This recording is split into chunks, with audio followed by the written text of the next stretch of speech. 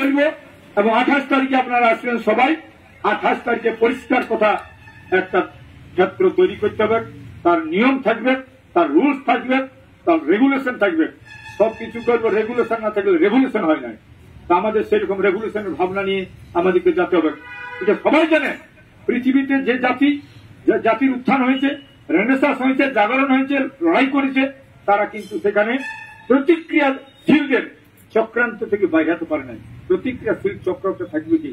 প্রশাসনের সোর্স তৈরি করে টাকা নিয়ে আপনি সোর্সটাকে বুঝতে পারবেন নাই যে আমার সঙ্গেই আছে, রাত আর দিন থাকবে।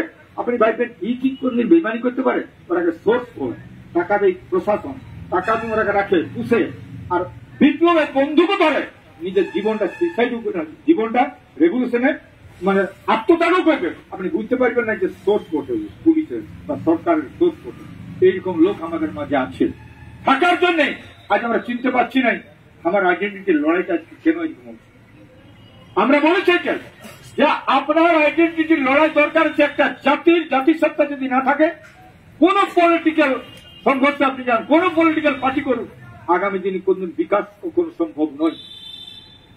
যেমন আজকে একটা পাখি বললে সব পাখি এক হয় নাই, গাছ বললে সব গাছ হয় নাই, আর মানুষ বললেও সব মানুষ এক হয় নাই। এইটাকে বিভিন্ন ভাবে ডিভিশন করে রেখেছে।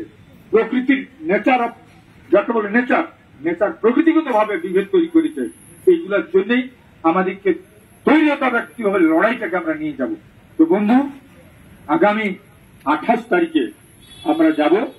আমাদের বাগমানটা হবে কি 4 দিকে সমান হবে। আর আমরা এখানে 4 জেলার নাম করলে অনেক লোককে দুঃখ প্রকাশ করে।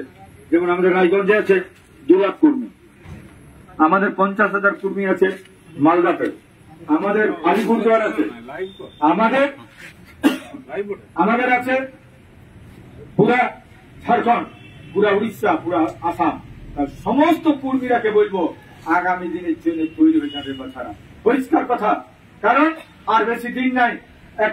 একটা টার্গেট যদি না করা হয়, আপনি গোলটা মারবেন বলতে, গোল পোস্ট না থাকলে মারতে পারবেন না। পরিষ্কার কথা, টার্গেট একটা দিন করতে হবে, সেই টার্গেটেই কিন্তু আমাদের কাজ হাসিল করতে হবে।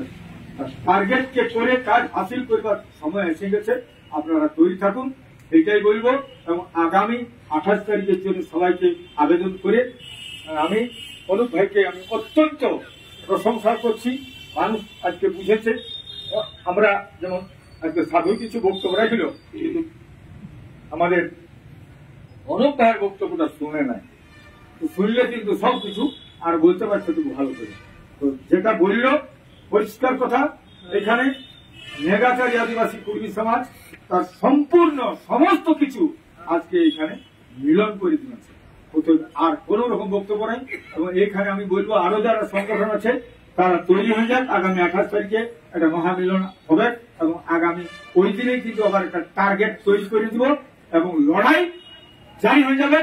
কোন লড়াইটাই আমরা জিতবো সেদিনই হবে। ভাববেন নাই লড়াই কিন্তু কেউ একটুকু পেছাই গেলে অনেকে ভালো উপদেশ পেছাই গেল না, তারা লড়াইতে জিতেন, তারা লড়াই